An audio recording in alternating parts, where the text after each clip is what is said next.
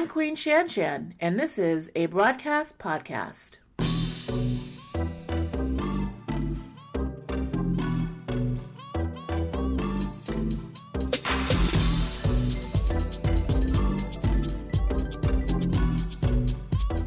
Broads, hey girl, hey. We hope you enjoyed the last week's episode with Lori as we discussed her career in the music industry, our friendship, and being in an interracial relationship. Gosh, oh my God, shocker. It was a fun episode and we really hope you enjoyed it. First and foremost though, thank you Edward for reminding me. It is Black History Month. So learn more about your African American leaders, your authors, musicians, artists. Support your African American business owners. Look, we are not just here for hip hop and rap and creating a good dance move. We have contributed so much to this country for the past 300 years. Show your support and all that's good. We have a month to shine. Support the community. This week, we welcome two new guest co-hosts. My good friends, Dwyer and Elizabeth Cullen from Poke Prod.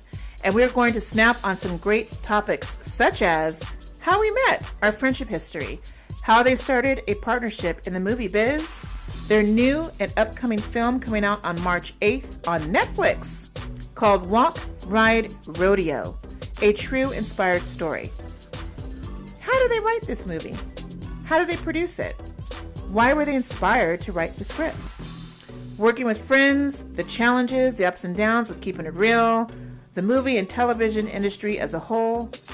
What are our travel plans for spring 2019? And of course, the Madonna Minute.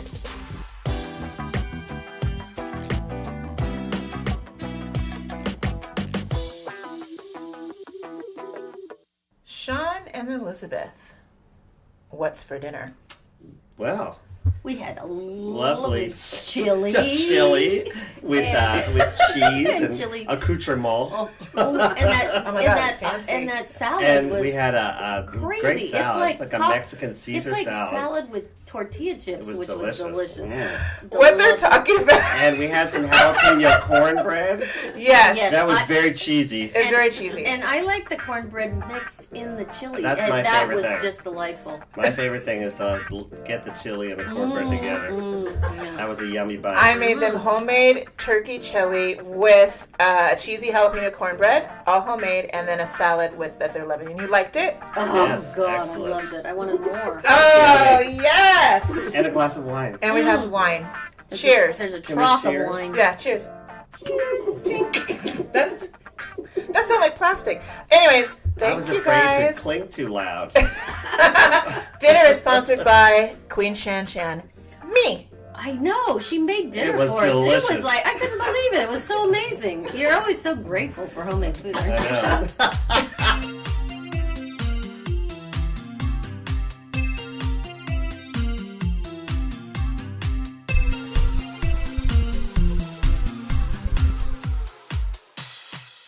Welcome, broads. We have a wonderful episode. This is episode 11. Episode 11. 1, 2, 3, 4, 5, 6, 7, 8, 9, 10, 11.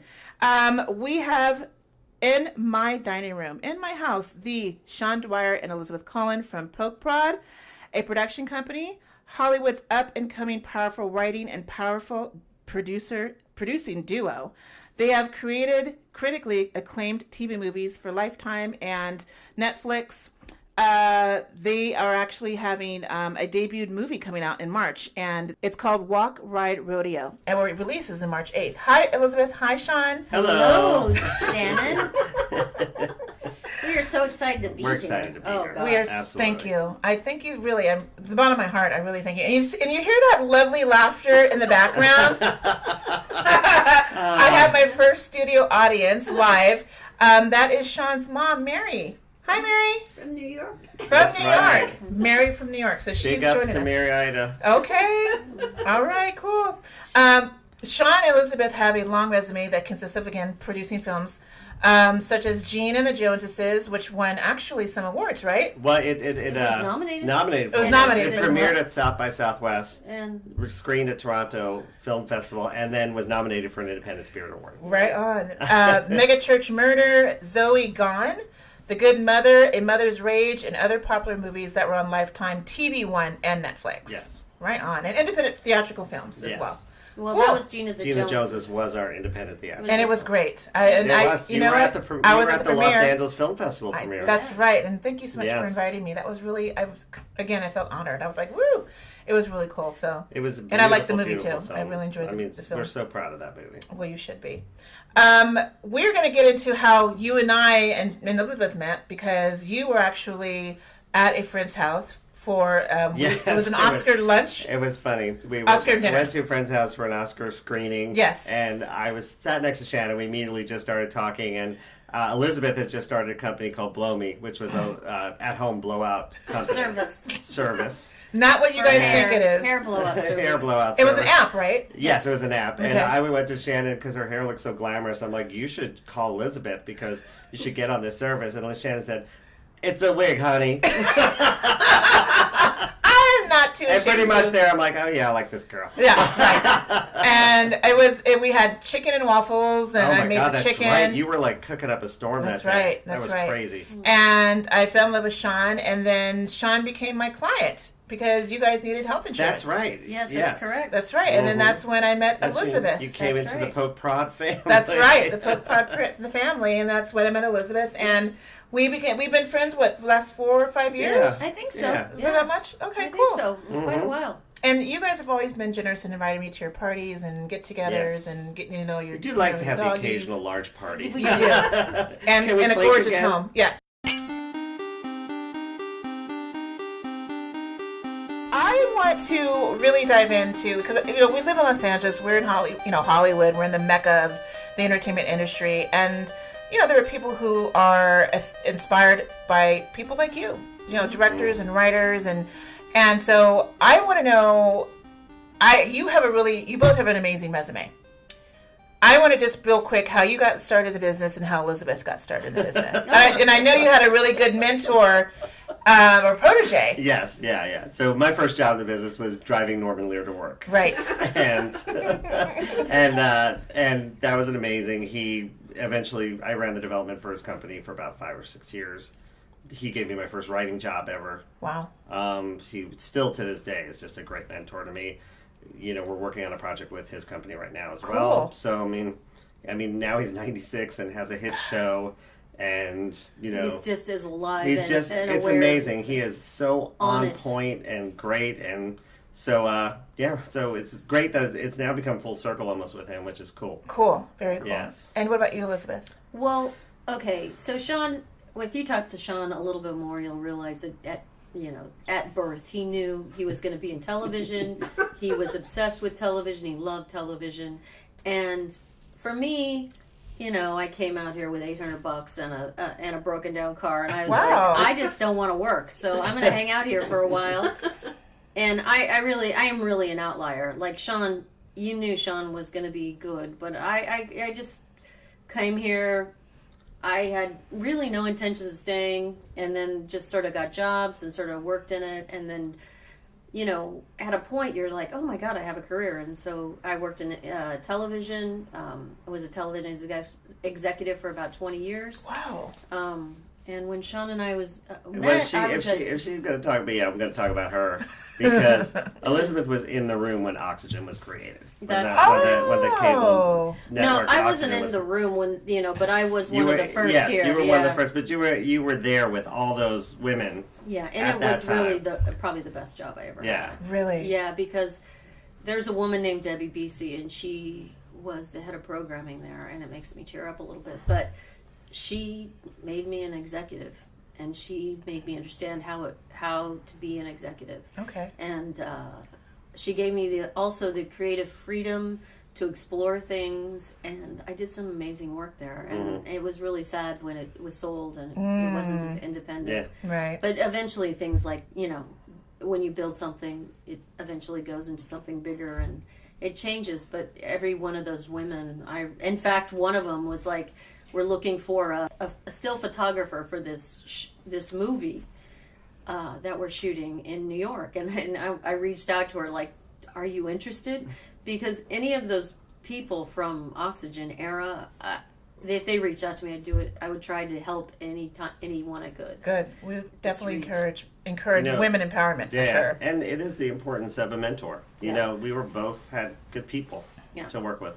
Good. Wonderful. Yeah. And so you guys, how did you get to work together and become this duo? And as well as you guys, can I spill the tea? You guys live together and you work together. Yes, we do. How is that happening? How's that working? He's a homosexual and I'm a woman. And we're like the real life Will and Grace, like squared. Because we live and work together. They just live together. We Will and Grace squared. All right, we're putting that as. I should name the show, not the name of the title. Will and Grace squared. Totally right. But one thing, we just met because we lived next to each other. I mean, literally, I was living in New York for a while. I moved back to L.A., and my upstairs neighbor was Elizabeth. Yeah, and that's how we met. And we had a dog. I had a dog, and I was not responsible. And I bought a dog as an impulse buy, which I just fell madly in love with. But our friend Don and Sean lived downstairs, and they would help take care of it because I was traveling a lot. That dog would open the door every day at 8 o'clock in the morning and hop in bed with me while Elizabeth was getting ready for work. Yeah. And that's how our connection, a lot of our connections started. You know, it's interesting because we had dinner almost every night together. Yeah. You know, kind of living up stairs, downstairs from each other. And Don would cook, or you would cook, or I would order in. And it just so someone would bring something home. Yeah. But I mean, it's how our connection started. May I ask a question? Oh my God! Of course, we have so. Of course, Edward, you can ask a question. This goes to Elizabeth because I'm very interested in how you just said she made you an executive. This is something that she said to you that was like, oh, okay, yeah, I get it. She spoke your language. No, I don't. I wouldn't say that necessarily. I would say that I was ambitious. I'm always slightly ambitious, more ambitious than I lead everybody on to believe. And you know, I actually got the job. I remember this is, I don't even know if I told you this, but I was working at Showtime, and it was a really very much of a boys club, and I just felt trapped. And I felt like I wanted to do more, I needed to do more, and I sent this impassioned letter to some random lady that was, and I can't remember her name unfortunately, but she was lovely as well. And said I would like to be acquisitions, and I really didn't even know what my role would be there. And from that, she called me in, and I just went in there, and I was in front of Marcy Carsey, Tom Warner, Karen Mandebach, and Polly Platt, and Geraldine Laybourne. She wasn't in the room at the time because it was the West Coast. These are huge names of producers you guys are talking about. And they were all just like, "Why are you oxygen?" Producers. Which I just laid it down. But the way I just laid it down, and finally, I think Tom Warner at the end just got tired of me talking and said, "Just give her the job." But you know, so when you're in a startup at the beginning, it's really, really hard, and it is a revolving door, and they really don't know their voice, and it's chaos, and it's not just that or anything. And so, at a point, they brought Debbie Beasy on, and I remember they called me into New York, and it was basically before this, it was like you had to call Tom Warner if you wanted to buy a stapler. It's like, you know, really. Wow. It was like, you know, because we were just, you know, it was just starting out. It was just, it wasn't going to launch for a while, you know, when I first started out. And he goes, "You need to go to New York and meet with this woman, Debbie Beasy." And I was just like, oh no. I'm out, you know. I was nervous. So, but then a friend of mine goes, "They probably won't fly you into New York if they're going to fire you. They'll fire you over the phone." But I am not. But so she saw me, and I had a lot of conviction. Maybe not the most experience or anything, but I was really committed to the job, and I was committed to making it the best I could. And I think she saw that in me, and she, you know, gave me a budget, and we went and we bought some fabulous things. But she really, and you know, there was one thing that they did. They gave you this life coach. I think she's like maybe a business coach or and that was the best perk I've ever gotten from anybody, because it just taught you how to communicate. It taught you how to not be so defensive. Right. It taught you how to work with other people. Oh, good. I'm still not great at it, but it made me aware that I'm not good at it.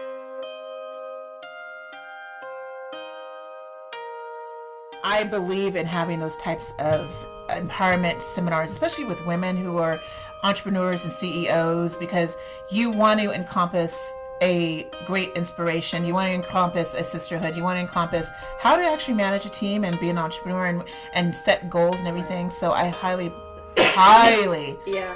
And I really think she did it just because she didn't want to deal with the drama. There's a lot of drama you deal with, and we were a lot of young women starting this network. In fact, I think when it sold to NBC at that point, I think there was like an enormous amount of babies born, like 50 babies born in the 8 years that it was, and they had not calculated how much like the maternity leave was going to cost. Interesting. But it was just like a whole new. It was a revolution, and I really enjoyed it, and I really respect Jerry Laybourne and the people that started it, because it gave me joy, and there's programming that's still on the show channel now that was made then. Oxygen is still around, right? Yeah. Okay, Oxygen is okay, because I really haven't. They have Snapped.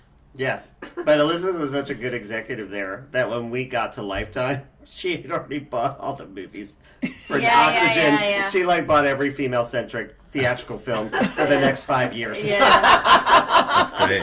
it was good. So, how long you guys officially work together now? It's been about 8 years. It's 10 years. 10 years. 10 years.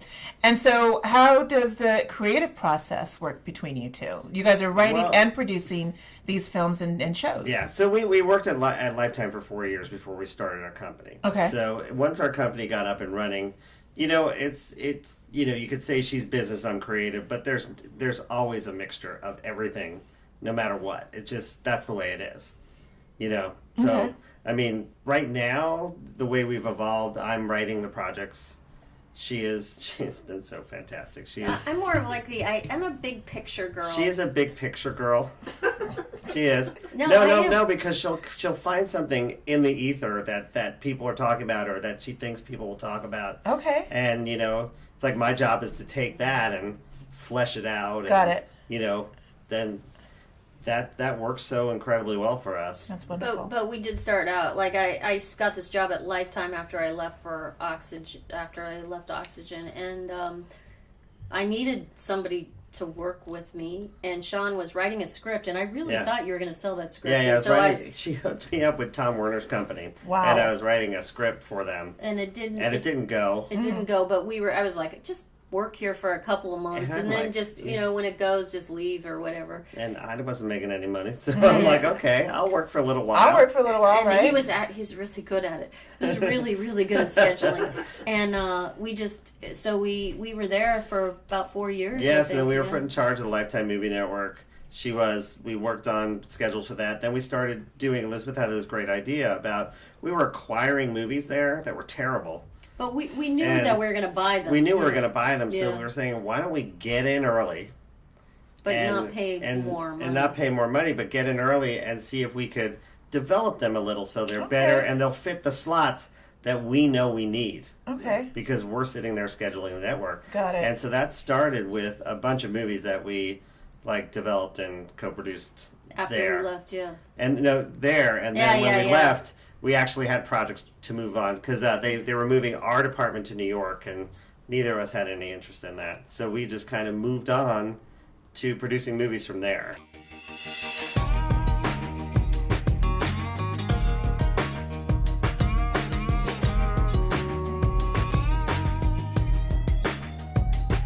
Ergo to now present time, and we have this new movie that's being released on Netflix. Yes. March 8th. March 8th. And, right, Mom? Woohoo!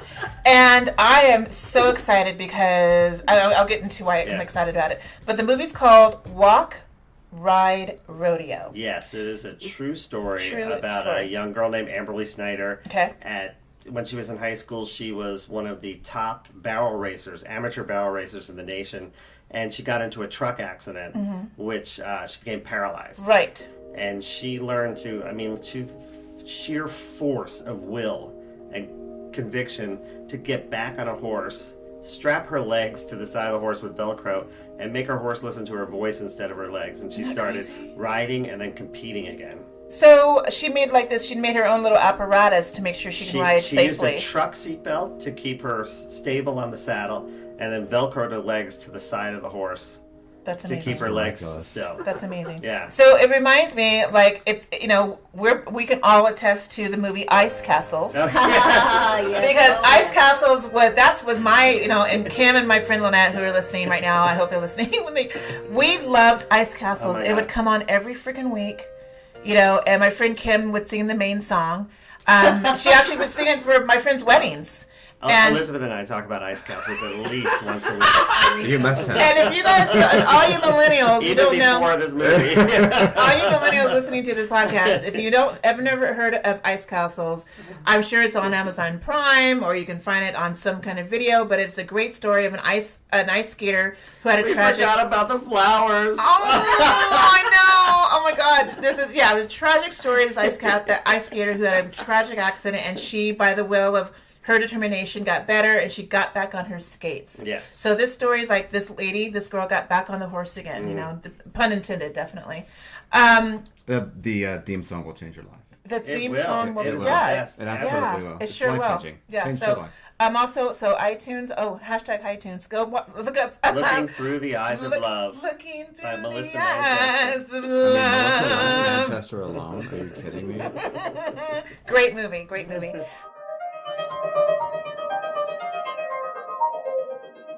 What were your writing disciplines like in writing the story? Okay, so this is how it happened. I'll tell you the big picture. What's the big picture? We were looking. Elizabeth's had the idea of going into this rodeo space because we were trying to hit a middle America, thinking what are those stories that are feeding them? And what are these hobbies? What are people interested in that I might not do? Yeah. That's what really. And Elizabeth's niece is an amateur barrel racer. Oh. And she heard about this story and. We went and found her. Yeah, we went and found the girl. Yeah. We there was a company that had kind of burned her a little, so she was a little wary about it. But we went to Utah, sat in front of her. I remember that. Talked our game, said what we wanted to do with her. This was after Gene and the Joneses came out, and you guys were working on the script. Yes, and for me, it's I have a writing partner, Greg, and we just took.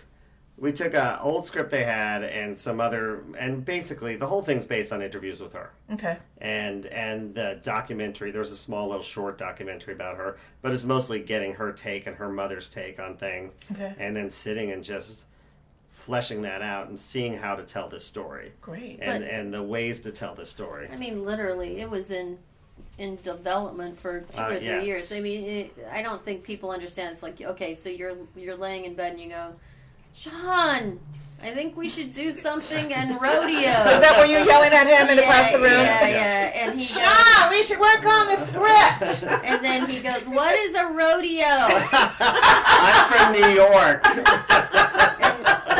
But that's the beginning of it. But then, it's funny. I had no idea what barrel racing. I've never heard of barrel racing. I've never heard of barrel racing. And now I can tell you everything about barrel racing. Because you're now an expert on it. But I know that if you're in the pocket, that's a great thing. I know there's in the pocket. What does in the pocket That means mean? you're rounding something so well that it's just perfect. You're in the pocket. In the pocket. Yeah. Okay, cool. It's a lot harder than you would think. It's like you would think, oh, you just run a horse, but they're really yes. Very barrel racing is interesting because you're running against racing. a clock. You're not running against competitors. Got it. In a way, you're running against that clock. Okay. And how you turn. There's 3 barrels you have to turn, and how you turn on those barrels. It creates everything. I mean, you literally have to hit them at the exact speed. Because when I think of rodeo, I'm thinking of yeehaw, the boots, the hats, the sequence, and they're riding a bull, they're riding a horse, and it's galloping. And that's all about it. This is an aggressive timed sport. Aggressive timed sport. Yes, I mean it is basically 16, 17 seconds to do this. Okay. And if, it's like tenths of a second separate. Okay. The good from the bad. Yeah, because when they ride the bulls, or they're riding the bulls, or when they do the horses, which is that 6 or 7 seconds, right? 8 seconds. Wasn't there a movie called 8 Seconds? There is a movie. That was with Clint Eastwood's son. No, it's right? Luke Perry. Oh, that was Clint Eastwood's son did a movie too. He might have. He does a lot. He's very good looking. He doesn't like to wear shirts either. No kidding. Not 8 Mile. Eminem. So one thing about the, this story that was so intriguing about it is when you understand these horses are like flighty. They're not like tame little horses, unique little horses you're trying to get to move. They are bred to run. And this woman is put on a horse. She doesn't have her legs. Right. She is strapped in with a seatbelt and Velcroed to it. And the horse is really, really fast. Usually, and she's guiding it with her voice. And this is some homemade apparatus. Yes, a homemade apparatus that it's she like put there's no herself on here. patent on it or anything, just something. And in fact, for I her. think the saddle is somewhat specialized because it has to be similar to what a wheelchair saddle is, or seat is. But it is very, very intense sport. And she decided. In fact, I think the first time I saw her do it really run the barrels was on the set, and I was a little scared. Like I'm like, oh my goodness. And because it is insane. a very It's intense insane, sport. yeah. So the movie encapsulates her trying to get well, and obviously a mental and emotional component is involved as well. I mean, it is truly a mother-daughter story as well. The mother in the film is played by Missy Pyle. I saw that. I like her. She is so instrumental in the way, it is really their journey. And Missy Pyle's a comedic actress, which is why it's so cool that she's in this film, because she really does she's something. She's also doing that. She's doing a show on YouTube that kind of Impulse. Yes, where it's a very more dramatic role, and I think that's what kind of we saw that footage because when she was first pitched to us, it was a little bit like, what, the woman from Galaxy Quest, right? Like, and also Mars, with Jack Nicholson. Oh yeah, Mars Attacks. But she was fantastic. She was fantastic. Oh my god, she's really. But the star of the film who plays Amberley Snyder is Spencer Locke. Spencer Locke. Yes, and she is absolutely magnificent. I mean, you can't. This girl gave every single ounce of her soul to this role, and it was the most beautiful thing. She's in every scene of the film. She was there every morning, like ready to go. We put her through a lot. Well, how long was shooting, by the way? It was 20 days. 20 days, and that was and you shot in New Mexico, right? New Mexico. Santa Fe. Okay, Santa Fe. Which was fantastic. I need to go there. Beautiful. I want to go to the light is museums. amazing. I'm sure you guys went to that cool We Meow did Wolf. not go to museums. We didn't go to Meow Wolf You did- because every when you're working on a film and You're Friday exhausted. hits, all you want to do is sleep. You want to sleep, so you can go to these awesome All I museums. did was drink booze and sleep. And we ate. Oh my god, so this much. is TMZ material, Oh my folks. God. You heard it here. It really is the food. The best thing about Santa Fe is the food and the art. And Really? we did I both of want to those. go to the We art. did buy We an hit the amazing galleries. We piece. actually found a piece that really kind of symbolized our trip in a way. Like it just reminded us of things. And it's great to get a piece of artwork from a journey, and that's we were able to take something like that away too, which was really cool. Cool. Very good. Yes. Well, we are definitely looking forward to watching this film. Again, it airs or releases Releases on March 8th. March 8th on Netflix. And I'll tell you Worldwide. what do we have amazing things about it? We debuted the trailer Yes, last you did. week on people.com. Okay. And it has over 3.7 million views across all social media. So that's amazing. It's That is amazing. awesome. We're one of the top 10% of Netflix posts on Facebook. Well, it's going to the hit year, home. so, I think we're going to yeah. have to bring our tissue, our Kleenex, Yeah. and definitely some popcorn because I will be the first one to watch it on March the 8th. Yes. Thank you. So, Elizabeth and Sean, Yes. what is on the horizon? Can Well- you give us some little sneak preview of what you're working on now? We have several films that we are developing Right. that are probably going to shoot within the next year. Yeah. And we're really excited. We leave for New York next week to shoot a film. Good. And you'll hear more about that when Okay. it comes. You probably right before we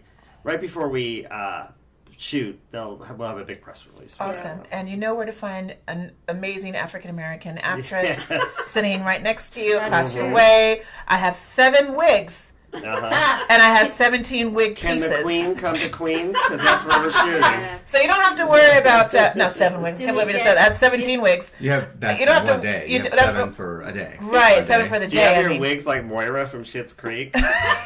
Are they hanging on a wall? Do they have names? Yeah, you should see. Do they have names? Wait a minute. Every wig has a name. If you have 17 wigs, is that 17 characters you can play? There's 17 characters, but honey, you got a homegrown actress sitting right next to you. So if you guys need a stand-in, an extra, you know where to call me. Gotta get a long, long way away. As you guys know, one of the biggest topics we have on this podcast is travel.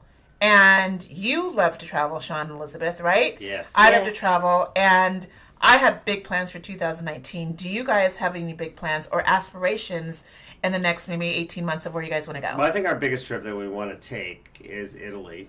Well, we talk about taking. Okay, so what happens in our world is our movies. We end up traveling a lot lately to do movies, yes. And so we end up going to places like Santa Fe for a couple of months, New York for a couple of months, and we have a time where might go to South Africa. Yes, or the like we've been studying. We're developing a film that might shoot off the coast of Africa in this small island called the Mauritius. The Mauritius. How do you spell that? It's Mauri. It's a small island off the coast of what? South Africa? Africa. Yeah. It's about 2 hours off the coast of Africa. Never even heard of it. Yeah. Like if what? you wanted, like if you were in like Cape Town, you'd turn left. But you hit the water and go for 2 hours. Okay. Isn't there that islands off of it's near Long Island? the Seychelles. Yeah, the Seychelles. The Seychelles. The Seychelles are just north of there. Okay. So it's in the same Why vicinity. do you guys want to... Okay, we can't talk about the filming, but... We don't know. It's got good resorts and stuff, so... And it's tropical, and they have a tax credit, and they have good cruise. Yeah. Tax credit. So we've just been studying it a lot and going like, ooh, I want to go there. For movies. Okay, so... okay. So that's where you're aspiring to go there, but maybe you may have to work. But what do you want to do for fun? Well, so we have these things where we go, oh, holy crap, I forgot about the lightning field in New Mexico. I missed a day. But, okay. Oh, no, Greg tried to do it and couldn't get it. Oh, he couldn't do it? Okay. But we want to go to Italy. We do want to go to Italy. For like a month. I go live there. Live among the people and everything. And learn to make gnocchi. That's wonderful. I want to go to a little cafe every day with my compuper, right? And when people go, it's the American. He's writing. He's a funny guy. I'm going to tell you both, obviously, we were talking to Elizabeth and Sean, and the men are amazing. So, Sean, you'll have at it. Oh, there we go. And what about Elizabeth? And Elizabeth, honey, the men are amazing, Miss Elizabeth. We are talking I'm so true. happy. Do they like a flexible woman? They flirt a lot. Yes, they do flirt a lot, Mom. They definitely flirt a lot for sure. If you I think Tuscany would be amazing for you, or Amalfi Coast if you just want to have a nice little place to stay, and like you said, working, right? Is one of the places we really have been thinking. We think it's a villa. We think there's going to be like you can walk to a place. Town to it has to have a pool and restaurants. It's our Positano and Sorrento for list sure. The dream things on there. We'll find the time. And to again, go. like I was saying earlier, everything's so accessible by train. And for us, because we work so much and you can't predict when you're going to work, right? You just got to find the place to shoehorn it in. That's what it is, And I think a good month in Italy is fantastic because you can also go to France, you can go to Switzerland, you go to the neighborhood. Like we went to 4 months ago when we went to Triste, we were next door to Slovenia. So we stayed in Slovenia, and it was super easy to get there. It was like a 45-minute drive from Triste, so it was amazing in Croatia. So you have a lot of neighboring countries. And there's a place that makes our hearts happy. There's this little island in the Bahamas Yes. that we've been to several times called Harbor Island. You guys were there for Thanksgiving, right? And I just love that place so much. We have so much fun there, and we don't know why, but we love it so much. It's so beautiful and happy. Literally, it is such a small island. You'll be having lunch, right, at this great place. Everybody's talking to you, and then you go to dinner, and the waitress is like now the bartender, and like the, so you just or they rent you the what are those jet skis? The jet skis, and I'm very lucky because my mother, who's here, lives on an island called Shelter Island. Oh, yeah. Which is at the end of Long Island, and it's one of the most spectacular places. I need to go. I mean, it's just I'm some gonna go place visit. Visit me. Can I go visit you, Mom? someplace, you know, you have to take this short 5-minute ferry ride to get there. You're on that ferry, and everything just goes like this. The stress level's The stress down. level just Decreases. disappears. That's It's the most amazing. amazing place. Yeah. Oh, I can't wait. And I'm not from the East Coast, and so being introduced to it is just so lovely. Like Yeah. I can't believe I've had the opportunity to experience it. And it's because of Miss Mary Ida Right there. and Sean Dwyer. Aww. But it's a And special, then special Shannon place. Langhorn will be coming over tomorrow. Yes. Okay, cool. I always talk about Madonna because we love Madonna, me and Edward. And do you guys like Madonna? We love Madonna. How did you do that? How did you pick two people? Wow! Oh my God, that was perfect. That was Love perfect. her. Love her. Madonna's upcoming album is coming and dropping soon, but she's giving little tidbits. She does that. I love that about Madonna. It makes us hungry and thirsty for more. So on Instagram a couple days ago, she did a little video about possibly a Lisbon-inspired, Portugal-inspired song that's coming out that may not be, I don't know, an acoustic guitar type of song. Oh, goodness, that'll be Right? good. The rumored on this album is completely like the Ray of Light album. Like, remember Ray of Light Yeah, album it was was great. so artsy fartsy. It was very, it reinvented Madonna. So this new album is supposed to be very spiritual, cut to the core with her children, and she spent a lot of time in Lisbon. And so we're going to hear I think we're going to have some good Lisbon effects and flavors on her new album. So very excited. And this is going to be her 14th studio album. That's amazing. Quick though. Favorite Madonna song? Vogue. Like a prayer. Express yourself. Love to Tell. She doesn't know. You don't know? Well, Mom loves Like Madonna. a virgin. Okay, Like a Virgin. That's Mom's favorite. And that's your Madonna Minute. Edward, what happened in this day in history? Well, it's a heavy night and a light night, so Okay. I have a few good juicy ones for you. So it's February the 15th, and it's 1798. Okay. The first serious fight breaks out in Congress. Interesting. Representative Roger Griswold of Connecticut, of all places, took up a wooden cane to attack Representative Matthew Lyon of Vermont on the House floor, then located in Philadelphia's Congress Hall. Griswold acted 2 weeks after the House failed to expel Lyon on the grounds of gross indecency for pelting Griswold with a stream of tobacco juice spit. Oh, yuck. So nasty. Nasty. When the attack came, Lyon defended himself with a pair of fire tongs. So literally he's retaliated with fire tongs. Girl, it was cold in the house Imagine. Senate floor back in those days. They had that fire going. Oh was my like, God. I'm gonna poke you, sonny. Good God. Yuck. Yeah. In 1804, New Jersey becomes the last northern state to abolish slavery. Oh, okay. Very About apropos that. that we're talking about that on Black History Month. Absolutely. In 1961, this is where we go a little dark. 18 members of the U.S. figure skating team are lost in an airplane crash in Belgium. The team was on its way to the 1961 World Figure Skating Championships in Prague, Czechoslovakia. Awful. Terrible. Poor families. On a lighter note, our neighbors to the north, our friends, Canada, in 1965, Oh, Canada. Canada's maple flag was raised for the first time Really? in 1965. A lot of things happened today. Yeah. Wow, that's Kind of interesting. a dark and a light day, but that's your day in history. Thanks, Edward.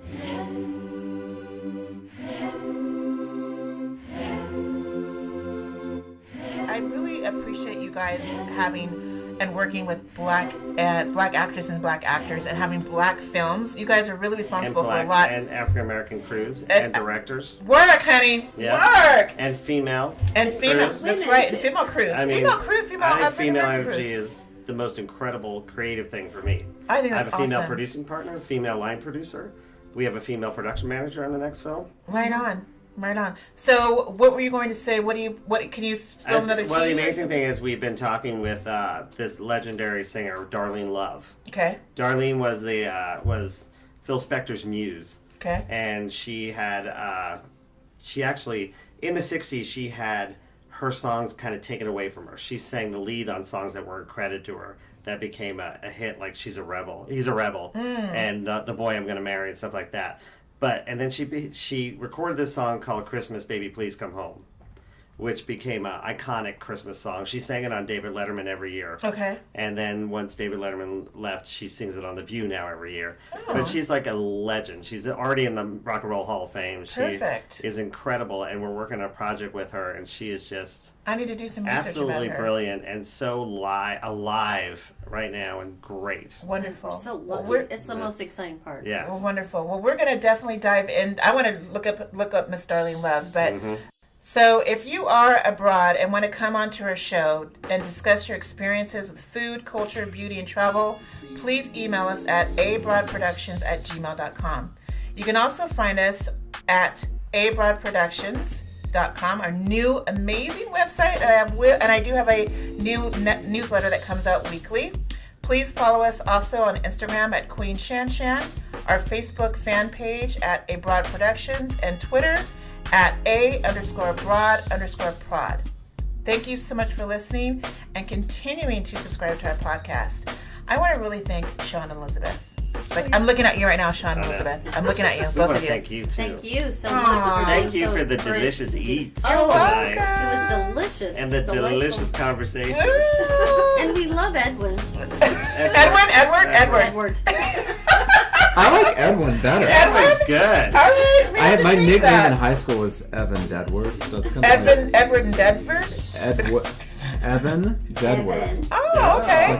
It's like a catchy film name too. Yeah, it is. It's like a We villain, want to Evan change that. Deadwood. So I like Edwin. Okay. Edwin. I had this dream I adopted a kid at the Z Gallery in the Valley somewhere.